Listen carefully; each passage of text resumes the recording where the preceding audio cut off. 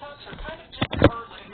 But one day, she drops this on us. Did I ever tell you about that influencer that took advantage of me? And she goes into detail about how a big influencer on TikTok essayed her. But she doesn't say their name, leaving everyone to speculate which big influencer it is. And that video blows the up.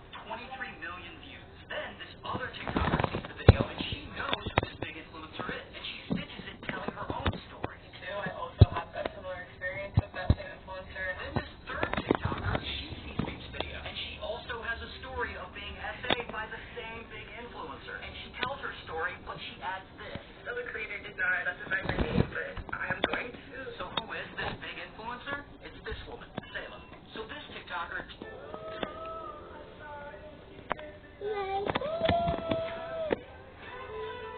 That chicken is so much.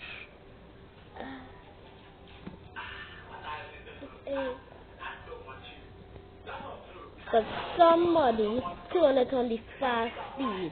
Look at that. I know. Who turned on the fast speed, Maya? Because I was by typing by you. Why did I make it up with the other son?